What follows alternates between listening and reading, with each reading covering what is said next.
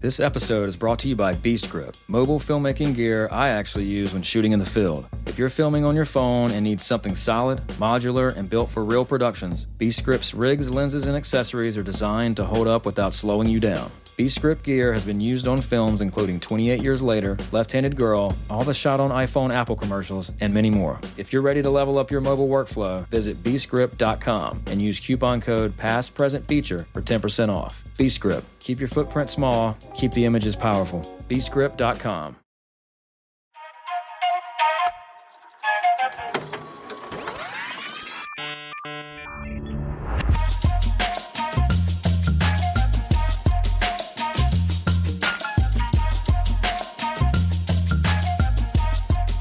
Welcome to the Past Present Feature Podcast.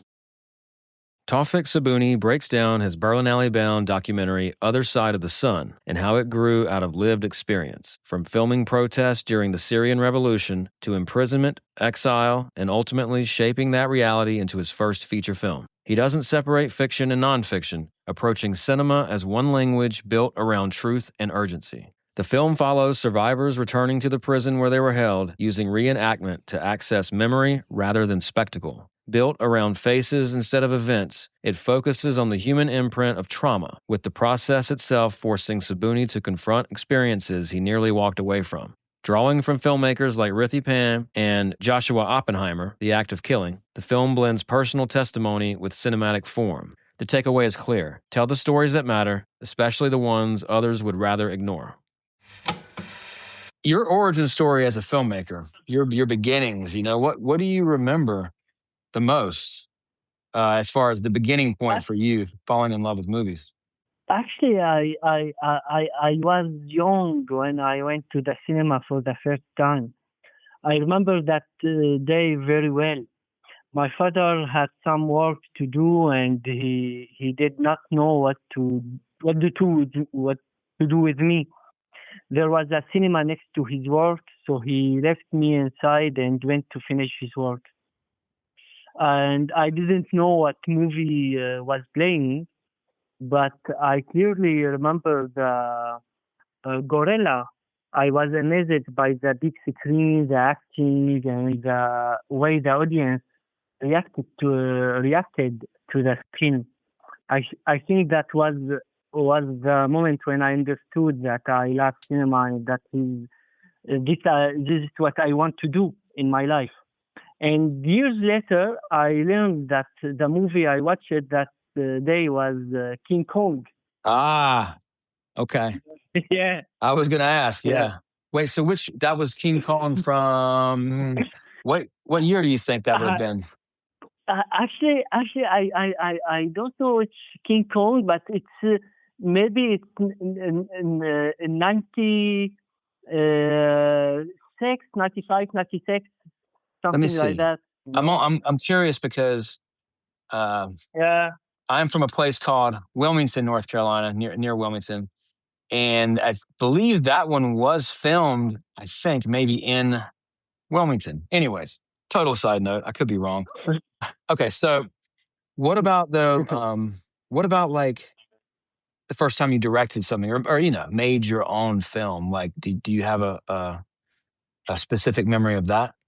Actually, what pulled me to directing is that I have something to say, I think, is for this reason. I feel that I have many stories that I want to share and bring to the screen. Mm-hmm. Because for me, directing is the way to tell a story and is the bridge between writing script and the visual image. So choosing directing was not an accident. It came after years of thinking and searching for the best way to tell my stories and to present them in a strong and honest visual way. So my decision was based on two important questions.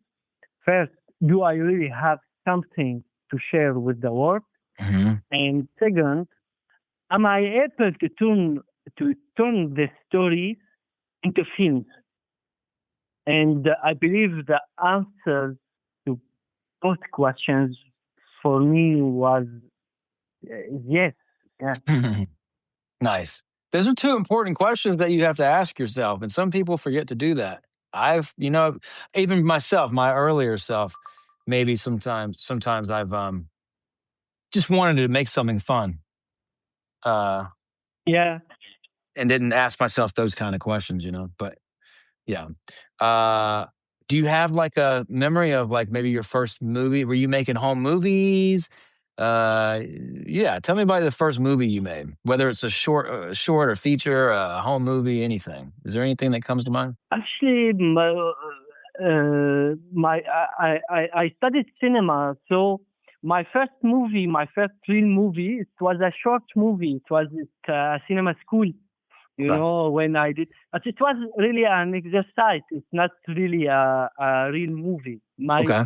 But yes, this is when I and I made some short movies, but all my movies or films what are short films in cinema school. But this one, the other side of the sun, it's my first feature. Nice. How cool is that? Okay, got you. Are there any kind of tough moments that you remember early on? Any big obstacles that you had to push through to keep going? Actually, I faced many obstacles in my journey. So the first obstacle came after I finished high school. I had to choose what to study, and I knew very well that I wanted to study cinema, but unfortunately, there was no film school in Syria. Mm. So to study cinema, I had to travel to another country, but my family didn't have the money for that. Okay. So I had to study something completely different. Then in 2011, the Syrian revolution started, and I was still a university student.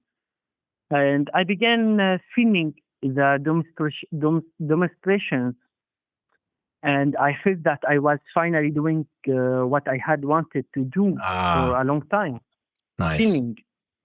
Okay. But I didn't know what I would pay. Yes, for filming, because I paid a high price for that. I was arrested and put in prison. What was the last part? Sorry, prison? In prison, yeah, in prison. So because yeah, for Wait, filming. you went to prison or you filmed in prison?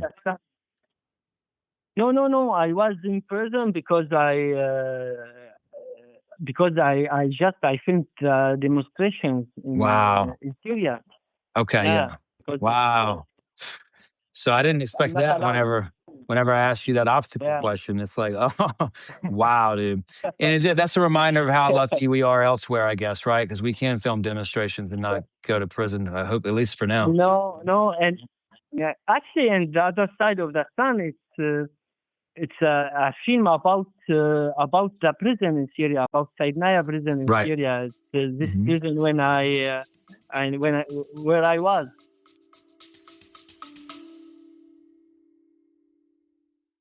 Love learning about filmmaking? There's no better film school than actually watching movies in theaters. Revival Hub is your guide to specialty screenings in Los Angeles. Classics on 35mm, director Q&As, rare restorations, and indie gems you won't find on streaming. Revival Hub connects moviegoers with over 200 venues across LA, from the major Revival houses to the 20-seat micro cinemas and more. Whether you're an aspiring filmmaker or just love great cinema, Revival Hub helps you discover the screenings that matter, the ones that'll change how you see movies. Visit revivalhub.com to see what's playing this week. That's REVIVALHUB.com. Wow. So this is autobiographical in a way, or I mean, you pulled from real life with this film, surely. Yeah. Man, that's crazy. So after I was released, I had to leave my country, and I arrived in Belgium in 2015. Okay. And the first question I asked was about film schools, you know, Mm-hmm. and I had to learn French because I didn't speak it well. Got And I was accepted into a film school. What film school did you go to? ANSAS. Which one? It's ANSAS. Okay. ANSAS. Gotcha. Yeah. It's a good film school. Yeah, And where is that located? in Brussels. Brussels. Okay. Brussels. I've been to Brussels one time and I liked it. I was there for one night. Brussels is interesting. I Yeah. don't know. I want to do a crime film there. I don't know. It had Actually, a vibe to it. man, I love this city. I really love it, and I love the vibe, the people here. I love them. Yeah. Nice. Why do you love it? Is it art? Is it got an art vibe? Well, yeah, I'm curious. Truly curious. Actually, the people here is so uh, um, simple and open. You know, Nice. to every stranger. You can find help everywhere. You can discuss with everybody. And the city is not a big city; it's a simple city. So I like that. You know, I Yeah. don't like that big capital, big cities like that. So Too much. Brussels, it's between both simple and massive. Too and much. Exactly. Yeah. It's funny because I stayed, I touristed it up. I was just coming from Amsterdam to Paris and I stopped off in Brussels and I stayed, a block away from the big square. I forget the beautiful, crazy square, whatever Yeah. it's called. But I remember having mussels in Brussels and a Belgian beer. And it was very satisfying. But anyways, I like yeah. your. Actually, if you came again, call me. Just I will. say it. I definitely will. I appreciate it. I like to collect homies, from across the Atlantic.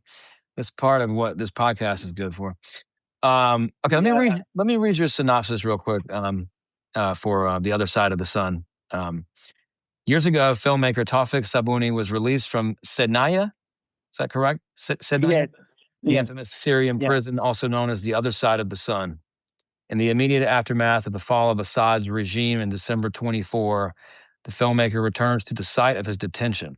He does not intend to reopen wounds, but instead to restore what systematic violence tried to erase. Voices, stories, and humanity.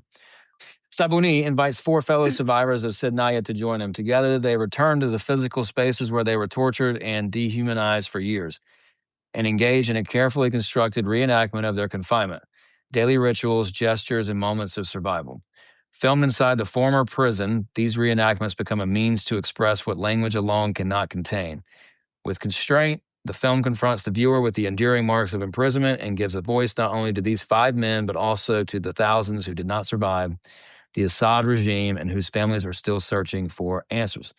That's your Berlinale synopsis there. And I just got to say, man, I hope one day I have a film on the Berlinale website. You know what I mean? It looks just so good and clean.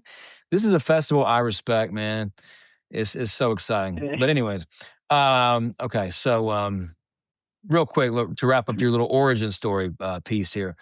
All the things you've made so far, all the films you've completed. Is there anything that they all share in common? Actually, yes, exactly. What my films share in common are human issues and personal experiences also. So I feel close to I feel close to ordinary people and their struggles because they were also part of my own life.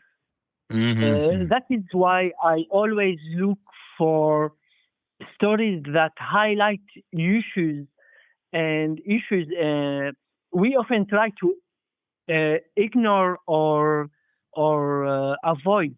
Mm. So for me, cinema is not only entertainment; it's a way to understand people and to show what is hidden or not talked about. Mm. Yeah. Damn. Yeah, that's good. Yeah, yeah. It's not just some entertainment piece. You're actually getting some sustenance. You're getting some goodness that we Exactly. can take with us. Yeah, Yeah. yeah, yeah. Yeah. No, because yeah. Are there any past films that most inspired you? Like anything that shaped you the most that come to mind? Whether it be for this film or just for you as a filmmaker. Yeah, of course, many things, I know, many I know. things. It's a Yeah, tough one. yeah, yeah. Man, it's so hard to just mention one thing, I It's know. so, so hard. If nobody But ever asked me but that if I, question, and I don't have to answer it, so yeah, if I it's had so to, hard. I it'd be like hard. exactly. But if I have to choose one, I would mention the film of the Korean director, Kim Ki-duk, especially spring, summer, fall, winter, and spring. Kim could do. Oh yeah, Three Iron. Okay. Um, Yeah, Three Iron. You Three know this movie? Irons. Yep, yep, yep. Spring, summer, fall, winter, and spring. Yeah. Ah, yeah, this movie, man. The- Yeah, yeah, yeah. Actually, what always attracted me to his scenes is the deep human philosophy. He Mhm. show the contradictions inside people. He can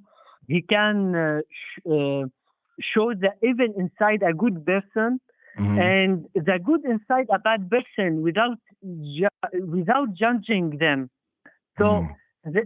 this film changed the way I see human nature, and they made me understand that people are not simply good or bad. They are Mhm. a complex mix of both.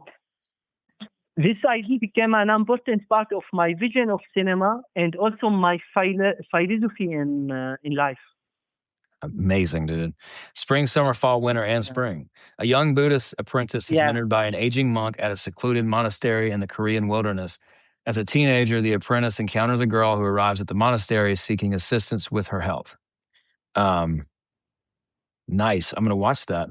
And I'm so hungry for foreign films, but sometimes you don't know what to watch. And then yeah, I literally revisit my own podcast show notes to yeah. like But pull I stuff up. understand.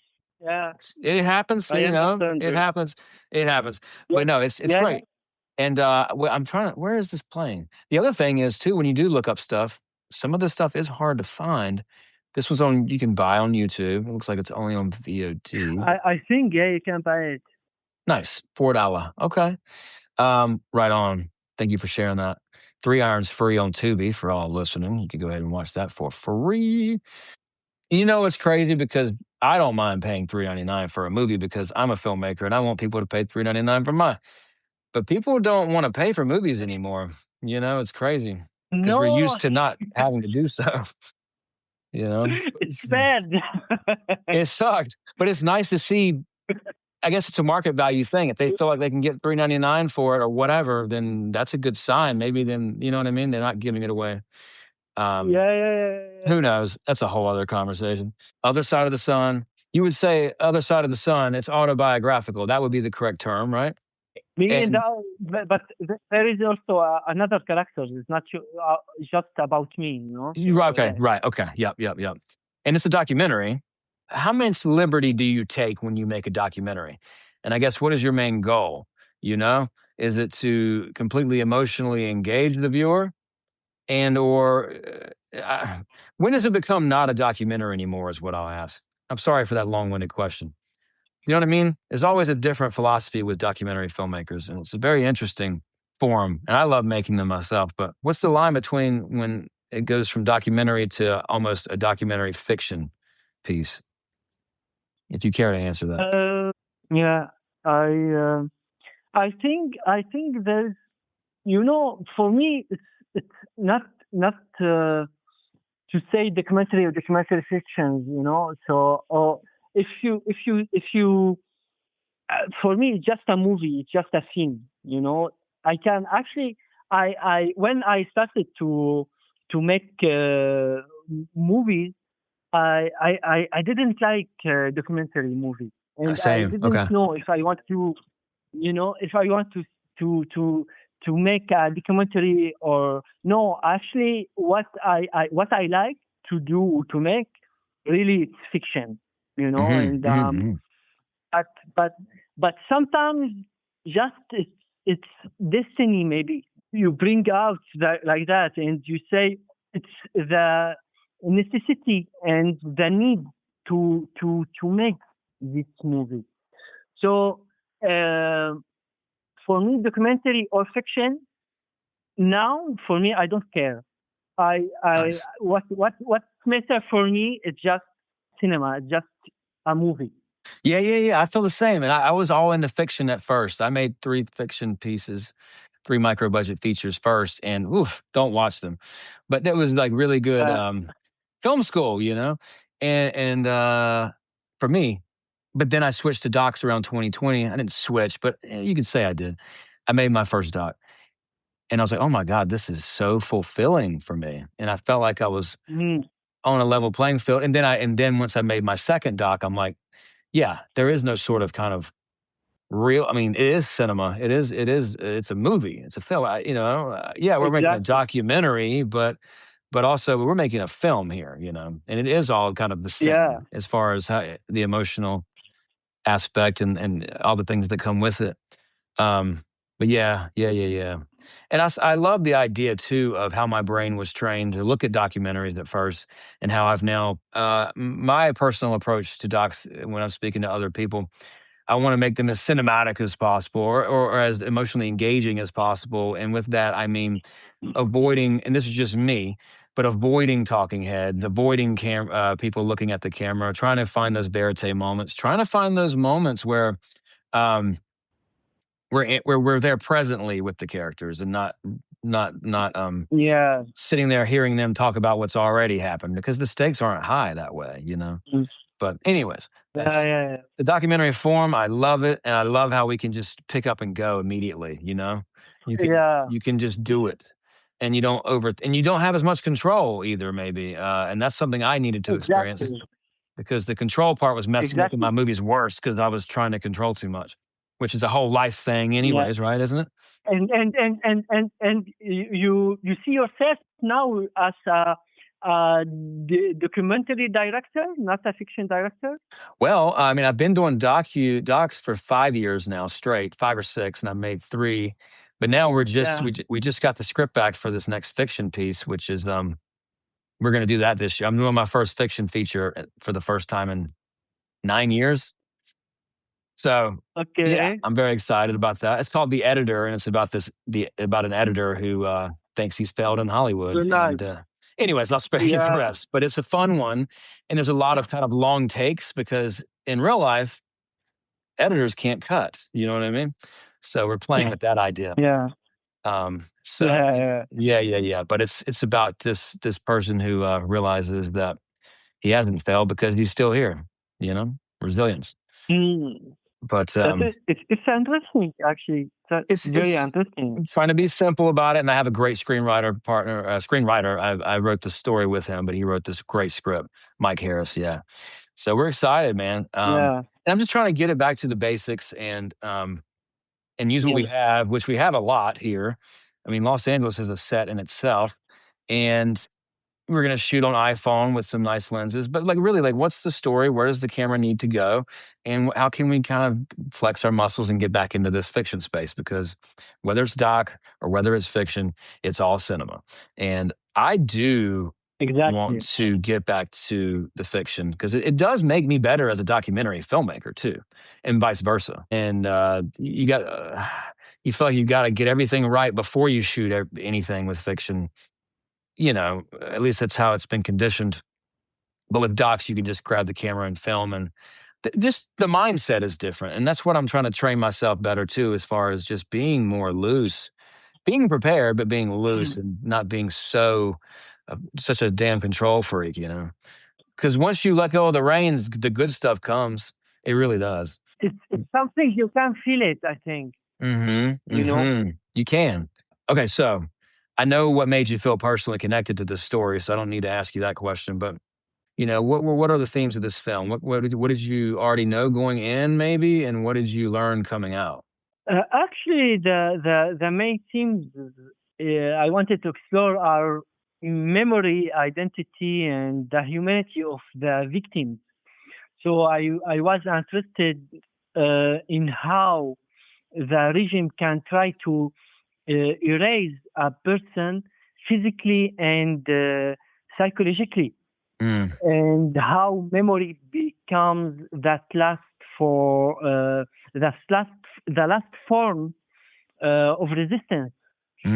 So it was important to speak about this now, because silence can be more dangerous than the crime itself. Wow. So yeah, many stories have not been told yet, and many faces have disappeared in this prison. So this is the time to open this stories again, not for revenge, but just for truth. Yeah. Wow. Yeah. We've been having conversations like this amongst my friends, you know, what's going on in the United States. And just about how, some people are like, just all you can do is, all you can worry about is what you can control. Don't worry too much. And I'm like, I hear you, but also I don't want to just be silent either, because that doesn't feel right. And like, that could turn into very quickly, I won't even have my life to worry about if I don't do anything now, or at least try to contribute something, you know. But no, it's a very Exactly. important conversation, especially right now for us, but I'm sure much more so for other places. And you know, us Americans, I think, are just getting, I would hope, a reminder of how lucky we are, as far as, you know, we're able to have the freedom of speech, and we can demonstrate. I mean, but that's becoming a slippery slope now. Yeah, And- yeah. but okay, story structure, you know, approach to how you kind of gave us this story. What did that look like for you? Do you see something early on? Did you go into this film with like a structure in mind, or did you kind of discover it in the edit or during production, or what? Actually, building the story structure was never easy. The hardest question for me was, how can I create a story from events that happen every day, like torture and death? So who can I make how can I make the audience feel the film's story, even though these events are real? So after years of work, I found the answer, and it was for me the fated. And so I decided to focus my story on the fated and bodies of the prisoners.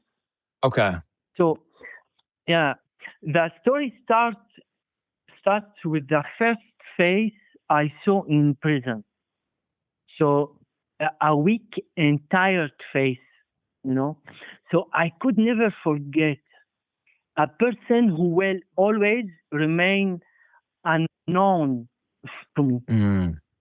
But this face, it's like it's always in my head, in my memory.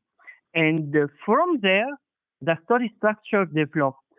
How prisoners began to look alike, how the guards try to make them similar, and the methods used for that.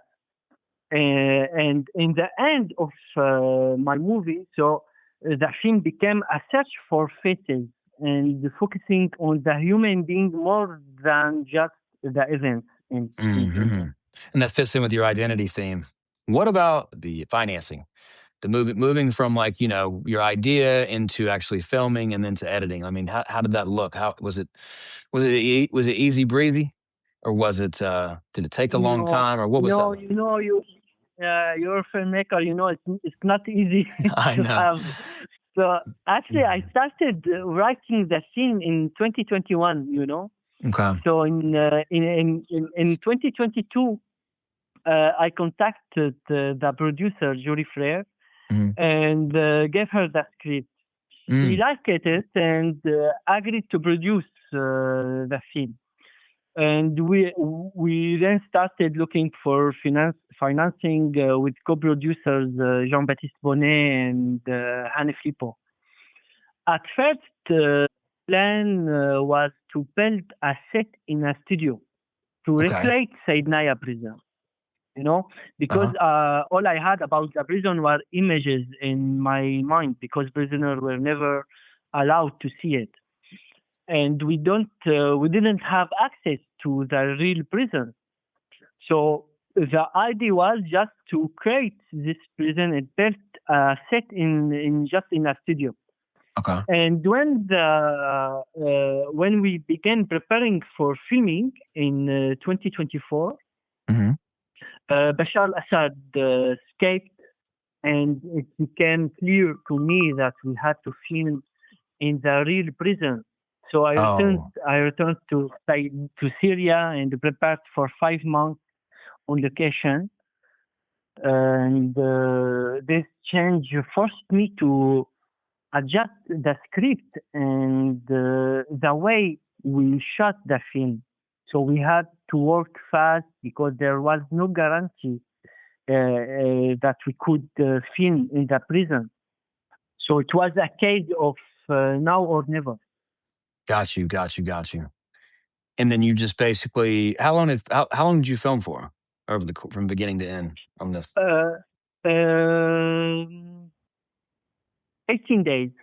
Okay. So it was very, very Yeah. precise in a way. Yeah. That's so. We hadn't a lot of time to film, so 18 days.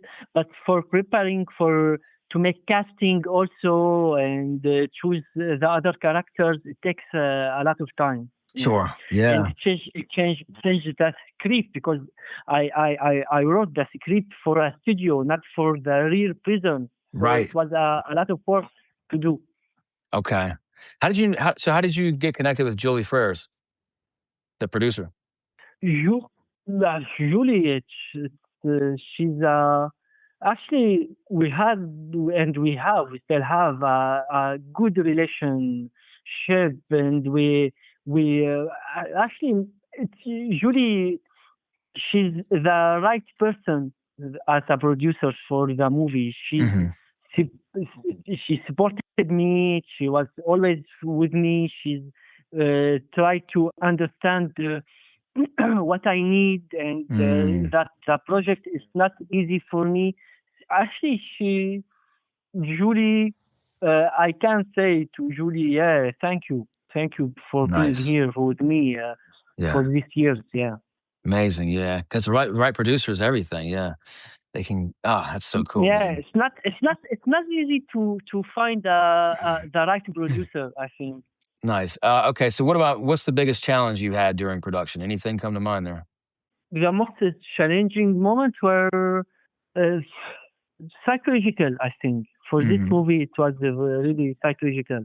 Talking about the hard stories and memories was never easy, especially because, uh, producing the film took several years. It's just not some month or days. Mm-hmm. Right. Right. Yeah. So I thought about, and actually I thought about stopping the project several times. Oh wow. Yeah. It was so hard. It was so Oh my hard for me. God. So yeah, but what kept me going was maybe the need for the world to know what happened inside Naya, and to tell the stories of people who were lost there and cannot tell their own stories. You had to do it. It just felt like you had to do it. I guess you just Yeah, had to see it through. yeah. And now you're in Berlinale. That's a big deal. Tell me about when you. Yeah. I mean, come on, man. Uh, when did you tell me? Tell me about the time the moment where you got the news for that. Actually, working.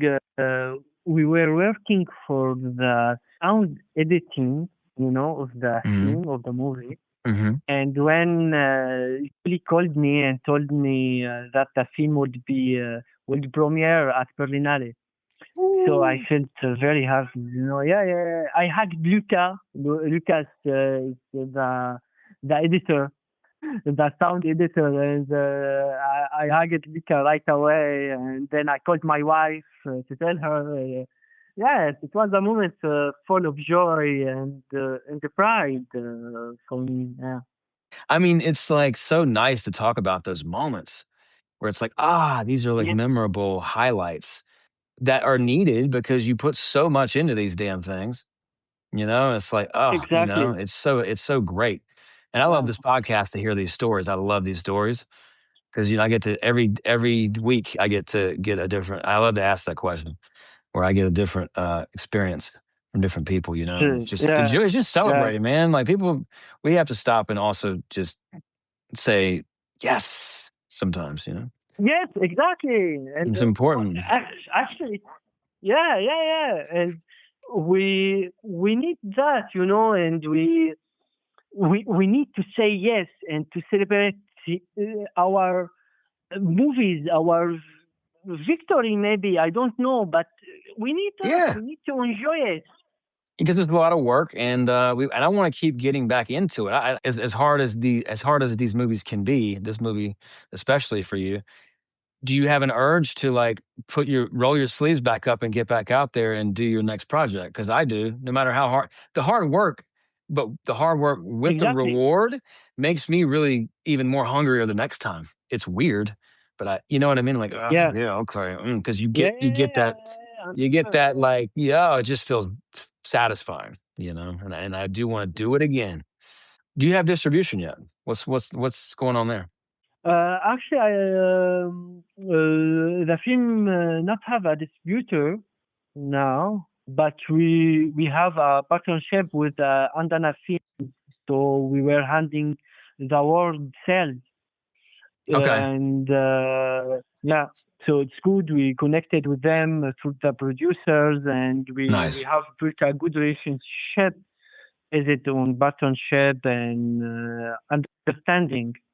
got you. Yeah, Cool. Nice. And also the thing about Berlinale too is it's a huge film market aside from the festival itself, right? I mean, exactly.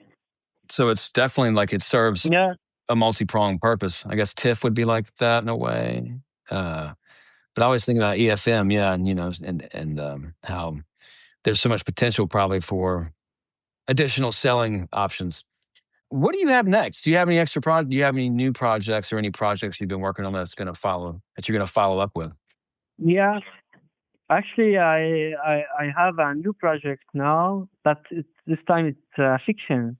Okay. So and yeah, and I think we're not so far to shot the movie. Maybe in 1 year we Nice. can shoot it. Yeah, Hell yeah. but Great. it's now it's here in Belgium, in Brussels. I wish should shot that movie in Brussels, not in Syria. Have you watched anything recently that you really connected with? And, anything that might remind you of your Connected film, to Other my Side of the. to the other side of the. I mean, maybe, but Mhm. also even if there's something that you just really, really like that's new Okay, that I should yeah. watch.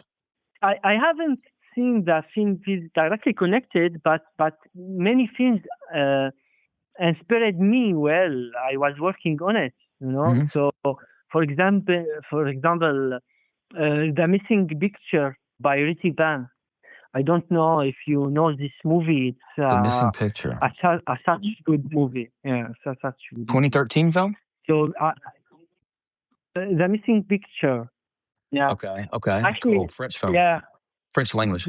yeah. Yeah, this film influenced me a lot. It Nice. taught me how to turn a personal and painful story into a film through writing and shot choices and Okay. directing.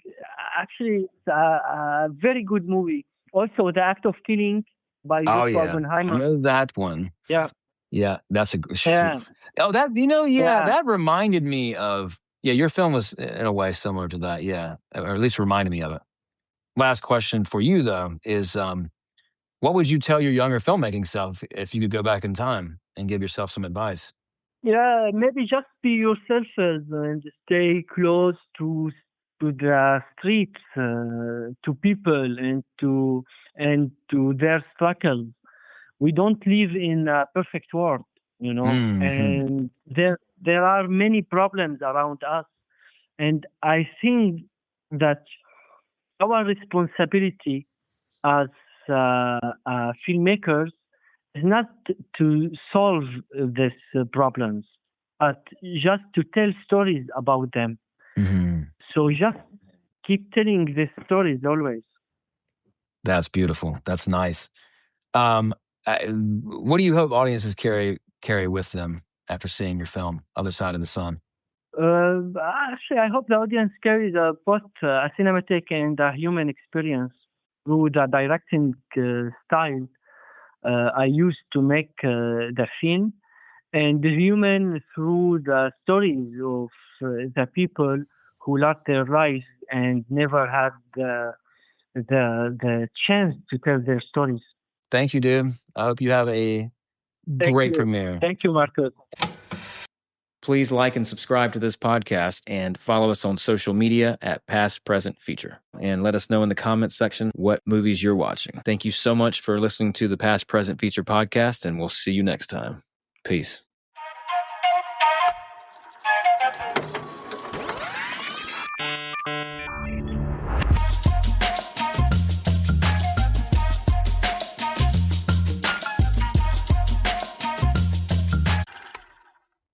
Introducing the Past Present Feature Film Festival, a new showcase celebrating cinematic storytelling across time.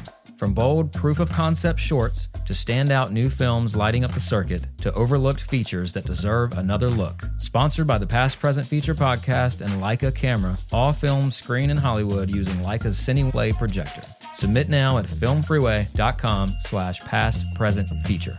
The past, the present, the future of film, all under one spotlight.